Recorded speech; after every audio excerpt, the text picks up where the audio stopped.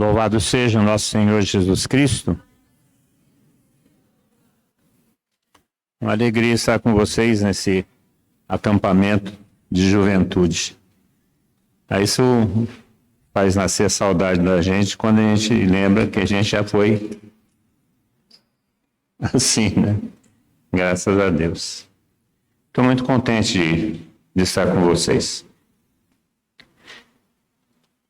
Quando nós começamos a Javenice, nós éramos todos assim.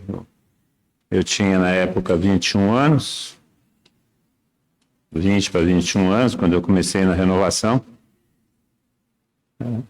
Recém-casado, quando começou a Javenice. Aí veio a juventude, que são vocês chegando, eu falei assim, valeu a pena. Que eu estou caminhando na fé, fazem 53 anos. 53 anos. O tempo passa. A gente acha que não. O tempo passa. Eu queria tomar com vocês o texto que é o texto de nossa caminhada nesse ano. Efésios capítulo 6, a partir do versículo 10.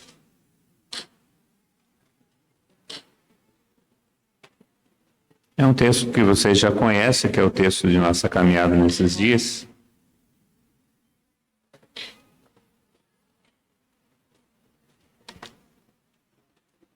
Essa carta de São Paulo aos Efésios é uma carta circular. Uma carta que São Paulo mandava para as comunidades que ele visitava. E o meio da carta é igual para várias comunidades.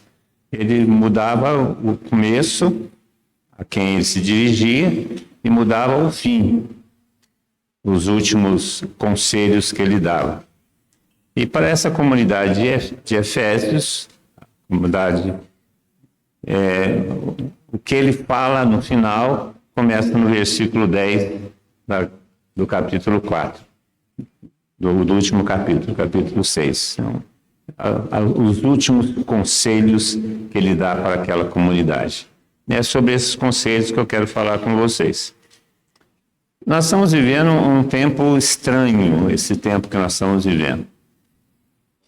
Eu chamo de tempo cinza.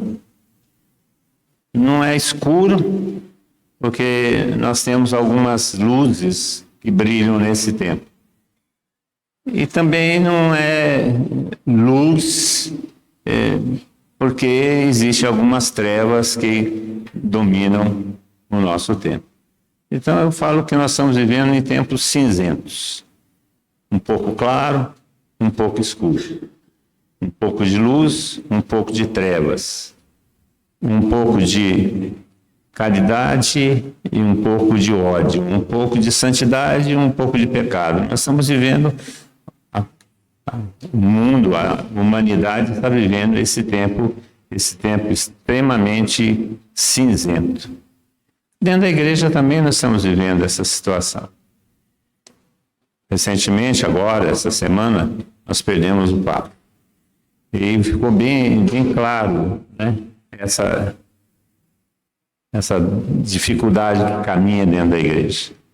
Houve críticas, houve dores, houve quem gostou, houve quem se preocupou, trevas e luz. É o tempo que nós estamos vivendo. Tempos difíceis. Porque quando é escuro, nós já sabemos o que devemos fazer. Quando é claro, nós sabemos também o que fazer. Mas quando está cinzento, tempos difíceis, muito difícil. A hora pior que tem para dirigir um carro de noite não é a hora que está noite, é a hora que está ficando de noite. Quando o farol não adianta nada. Você bota o farol alto, é a mesma coisa que o farol baixo e é esse tempo que nós estamos vivendo. E essa carta se aplica bem para esse tempo que nós estamos vivendo, esses tempos cinzas que nós estamos vivendo. A palavra nos exorta. Ela fala: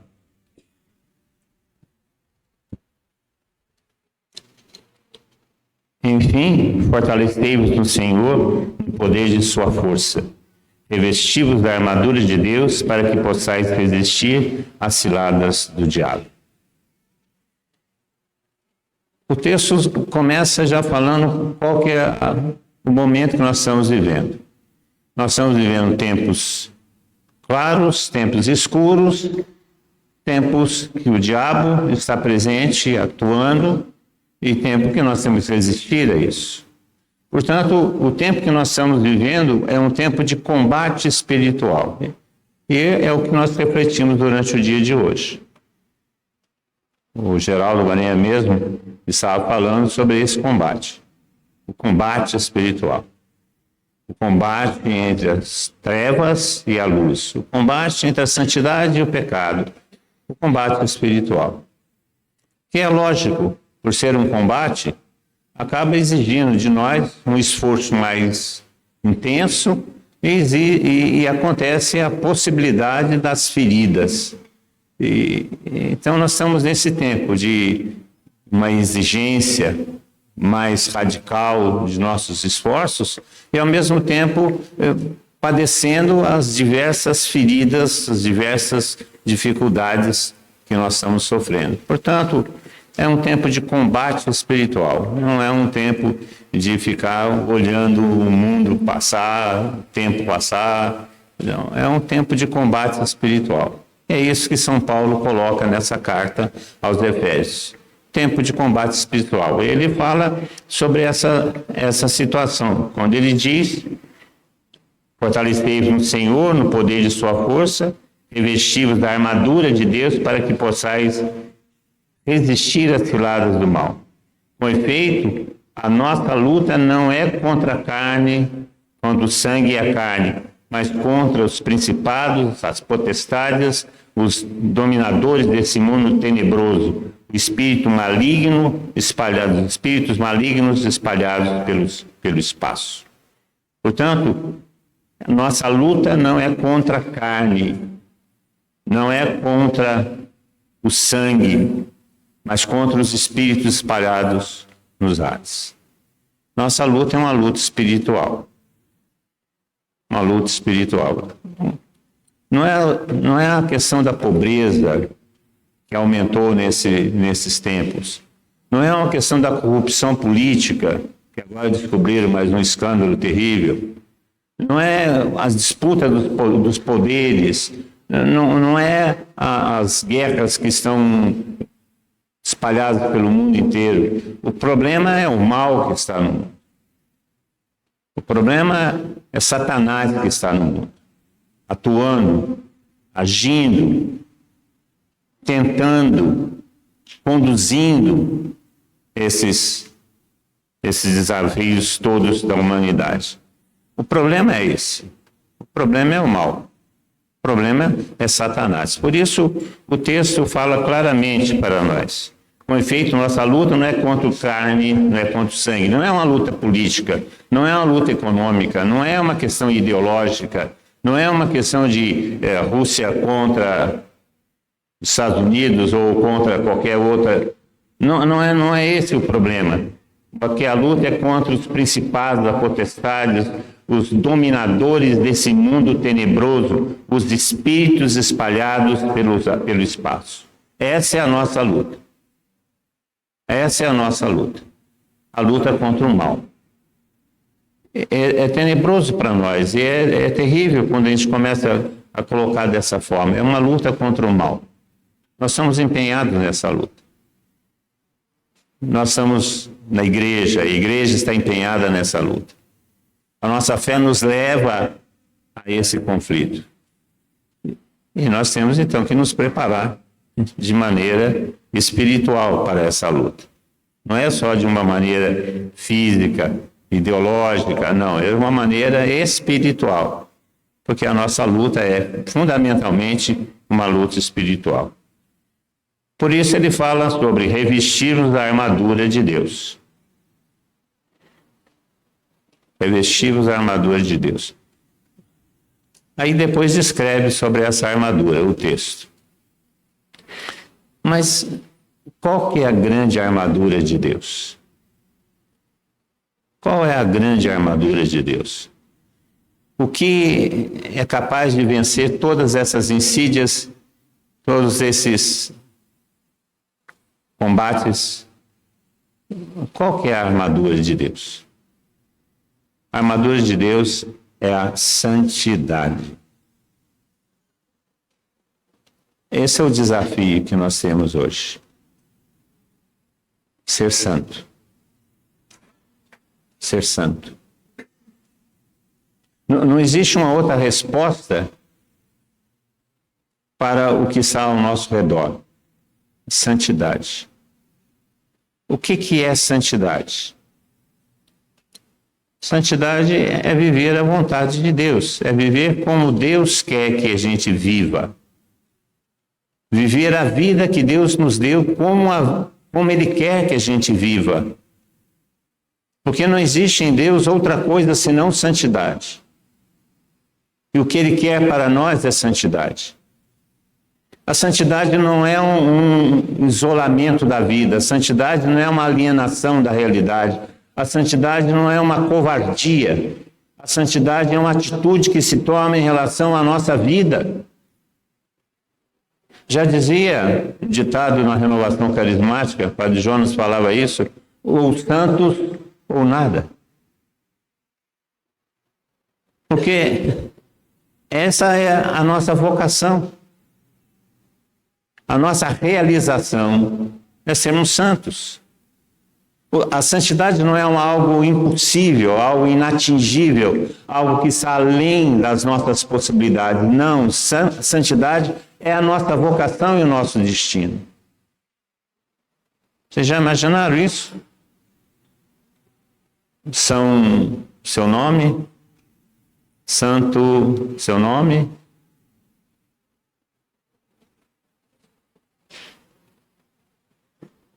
A santidade não está longe de nós, a santidade é a nossa vocação.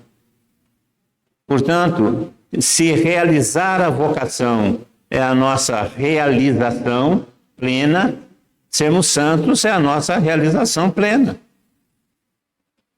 A nossa vocação não é a medicina, nossa vocação não é o direito, nossa vocação não é a docência, nossa vocação não é o futebol, nossa vocação é a santidade. Nós podemos ser um jogador santo, podemos ser um médico santo, podemos ser um advogado santo, podemos ser um professor santo, mas o que determina o nosso futuro eterno não é ser professor ou médico ou jogador. O que determina o nosso futuro eterno é a santidade. Portanto, o que eu devo desejar mais na minha vida é ser santo, para realizar a minha vocação, porque essa é a minha vocação básica, sermos santos. Eu lembro quando eu estava no colégio interno, os padres falavam sobre santidade, a gente imaginava sempre aqueles santos que a gente vê nas fotografias ou nas imagens, né? Aquelas pessoas que pareciam que estavam fora do mundo, né? E já usava até uma coisa em cima da cabeça, que, as pinturas, né? Fora do mundo. Não. Os santos são aqueles que vivem no mundo e transformam o mundo com a sua santidade. O nosso lugar de viver a santidade, enquanto não formos para o céu, é aqui.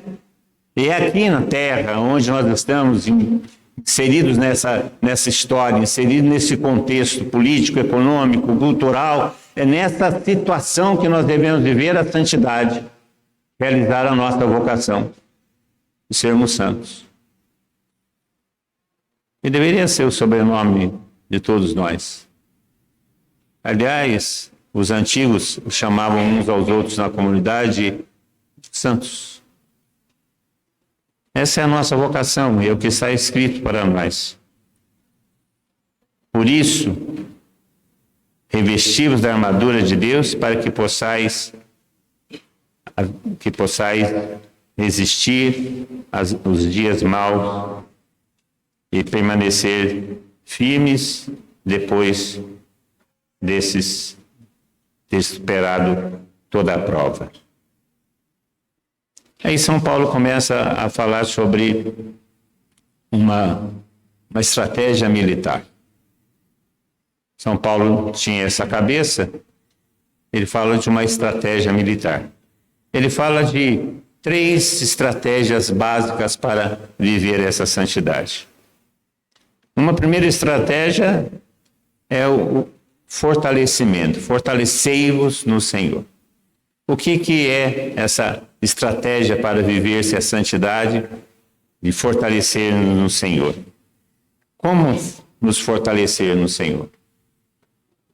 Na vida de oração, na vida fraterna de comunidade. Assim nós nos fortalecemos no Senhor. Vivemos conforme Ele quer que a gente viva. Por isso, o fortalecei-vos tem essa estratégia. Estratégia de viver na comunidade, de viver em oração, de viver no serviço fraterno. A outra estratégia de santidade que São Paulo nos propõe é nos revestir das virtudes, nos revestir da vontade de Deus, nos revestir do Evangelho. Fazer que a nossa vida seja um reflexo desses valores. Por isso ele fala que essa estratégia de santidade, essa estratégia de viver conforme a vontade de Deus, passa por esse revestimento das virtudes, do Evangelho, o revestimento da fraternidade. E fala sobre uma outra estratégia de santidade, que é a estratégia de resistir às tentações, resistir aos dias maus, resistir às dificuldades. Porque as tentações, as dificuldades fazem parte de nossa vida, fazem parte do nosso caminhar na fé. Por isso, São Paulo fala de 3 grandes estratégias para atingir a santidade, para estar no caminho da santidade, que é o nos fortalecer-nos, nos revestir e resistir. Essa é a vida cristã. Essas estratégias, usando a palavra de São Paulo, tem que ser alimentada por uma tática. Uma tática que é a prática das virtudes. E essa prática das virtudes está aí no versículo 18 dessa carta aos Efésios. São Paulo fala: com toda a sorte de preces e súplicas, orai constantemente no Espírito. Como aplicar essas táticas? Como viver essa santidade? Como atingir essa santidade em nossa vida? São Paulo fala pela vida de oração. Pela oração. O que é a oração? A oração é o relacionamento com Deus. É o estar em Deus, é estar com Deus. O relacionamento. Sem o relacionamento, dificilmente nós atingiremos a santidade. Por isso, sem oração não existe santidade. A oração é o primeiro caminho. Eu falava com o Geraldo ainda mais cedo sobre essa questão da oração, que o Geraldo falou sobre a missão, a oração, a ação, o agir, né? E eu venho falar sobre a oração. Aliás, essa é a identidade da javenice. A identidade da javenice, vocês conhecem o texto, né, de Êxodo, o texto que Moisés está em luta, os israelitas estão em lutas contra Amaleque. E aí Moisés vai rezar e Josué vai lutar. Josué é apoiado por 2 que ficam à sua direita, à sua esquerda, segurando seus braços, enquanto ele tem os braços levantados e rezando. E Josué vai para a luta. Junta a turma e vai para a carnificina. Vai matar. E vai morrer alguns. Contra Amaleque, que se organiza contra. E o que acontece nessa luta? Nós conhecemos esse texto. Em Êxodo 17. A gente conhece bem esse texto. Quando Moisés estava rezando junto com um e o outro, eles estavam vencendo. Quando eles deixavam de rezar, Perdiam. Mas a pergunta que a gente fazia: e se Josué não lutasse? Adiantava Moisés rezar?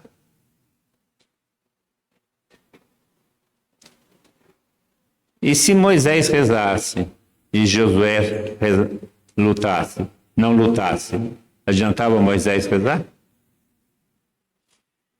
O inimigo do povo de Deus foi derrotado por essas duas coisas, pela oração e pela ação. Nós também somos chamados a isso, a ação e a oração. E agora eu estou falando sobre a oração.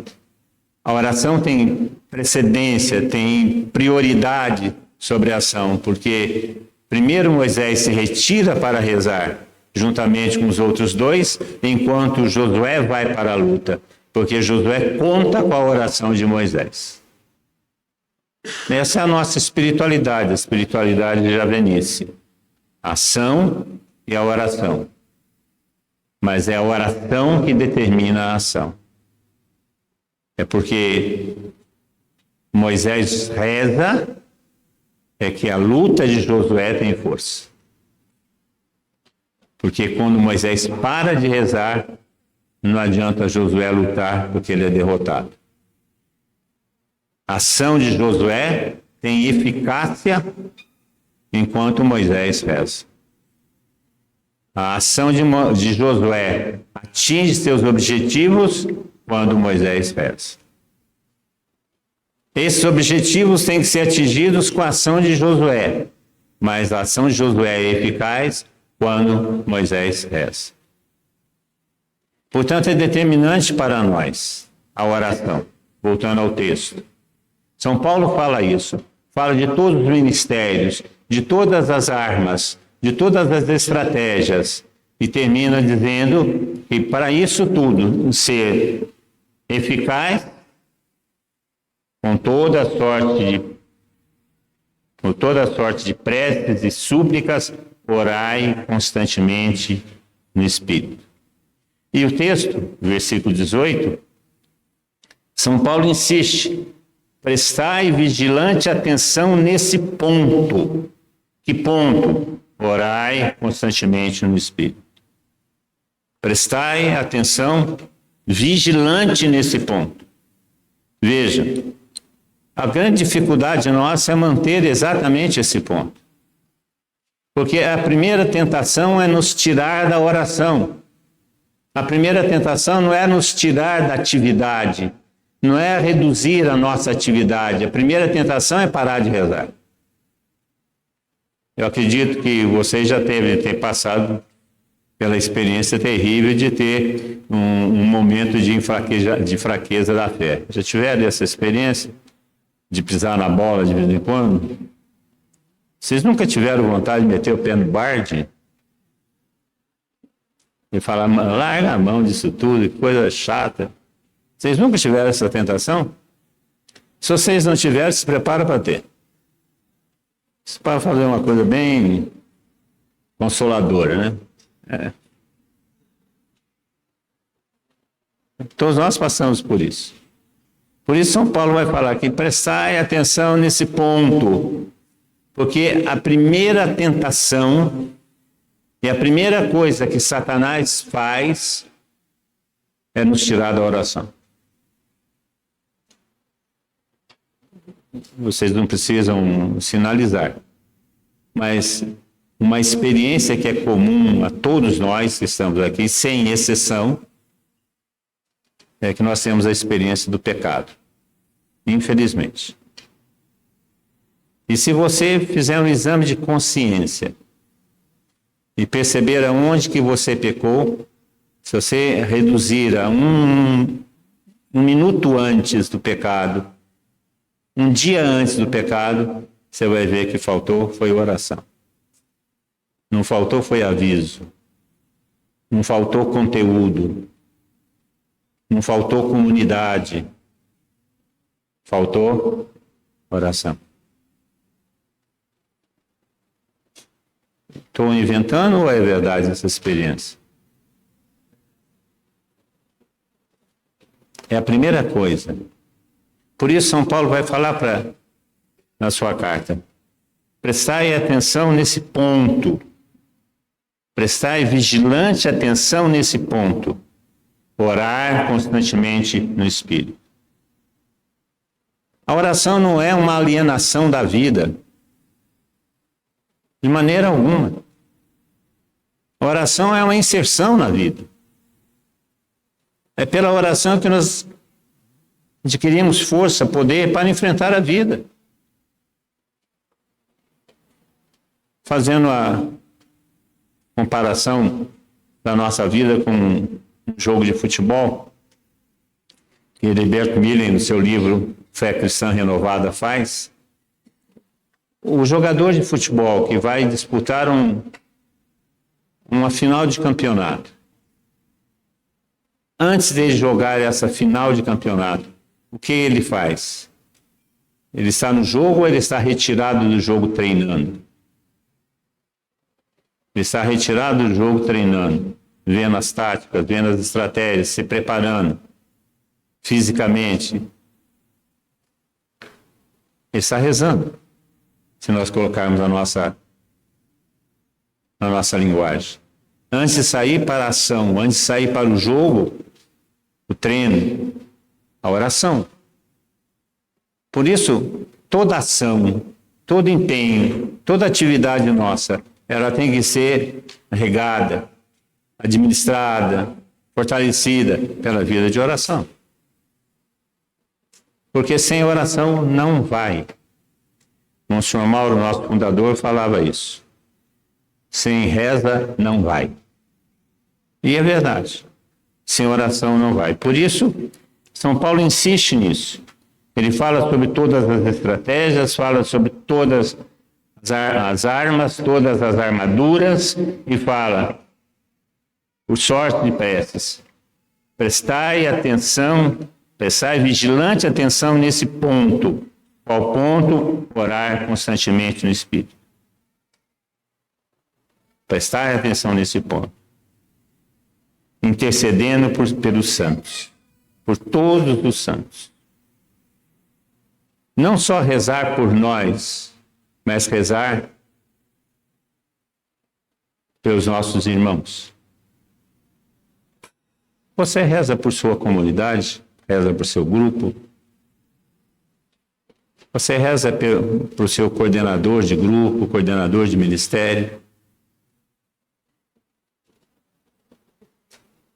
Algumas vezes a gente reza para que o Senhor o leve o mais cedo possível.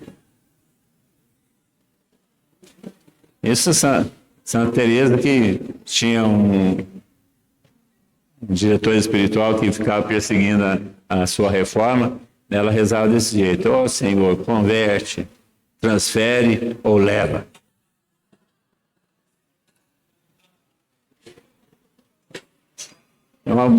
Algumas vezes a gente tem vontade de fazer a oração de Santa Teresa: ó Senhor, converte, conserta ou leva, né? Aliás, algumas vezes nós já rezamos pela terceira opção direta, né? Para não perder muito tempo. A vida de oração. Em primeiro lugar, a vida de oração. Não é em segundo lugar, mas a vida de oração deve nos levar ao nosso empenho para realizar a vontade de Deus. Esse é o nosso desafio. Esse é o nosso desafio.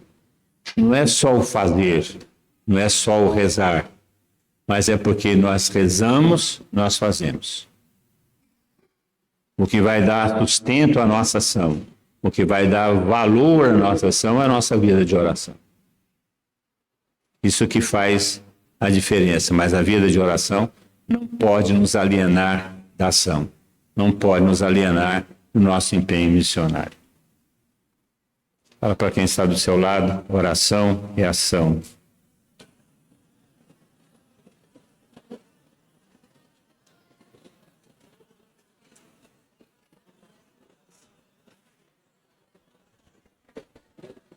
São Paulo insiste nisso: prestai atenção vigilante nesse ponto. Prestai atenção vigilante nesse ponto.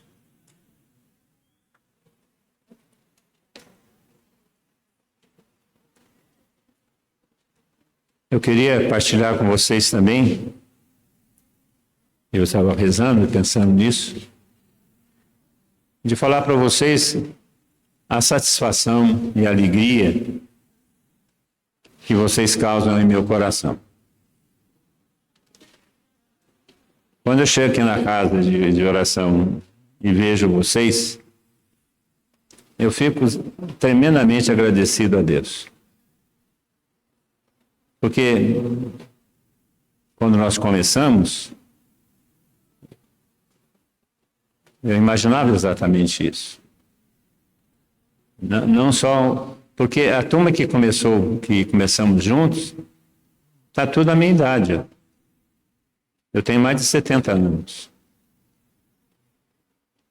Nós caminhamos juntos há 54 anos, 55 anos que eu estou caminhando. E ver vocês chegarem na casa, com a animação de vocês, com o empenho de vocês, me enche o coração de alegria. Porque eu falo para Deus e agradeço a Deus. Porque valeu a pena. Valeu a pena. Vocês justificam todo esforço, justificam todas as dificuldades, justificam toda a nossa vida. Por isso eu queria terminar essa breve reflexão sobre o assunto do nosso retiro, falando para vocês, muito obrigado. Que Deus os abençoe abundantemente. Vocês são a realização de nossos sonhos. Muito obrigado.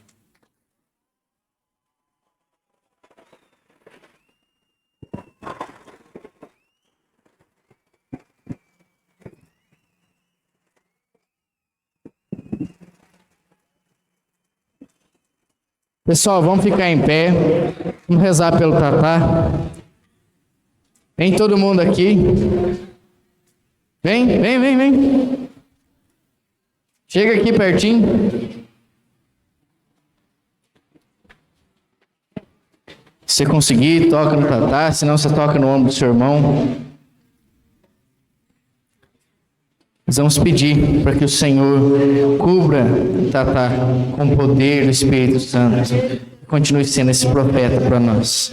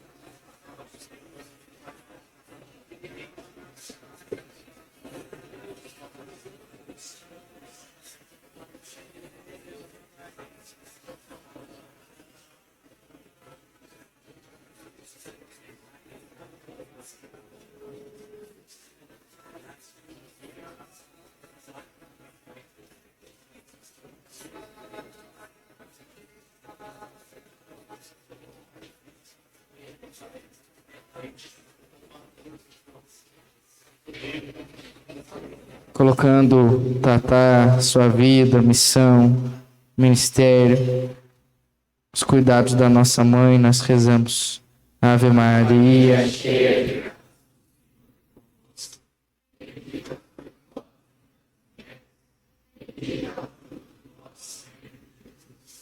Santa Maria, Mãe de Deus, orai por nós, pecadores, agora e na hora da nossa morte.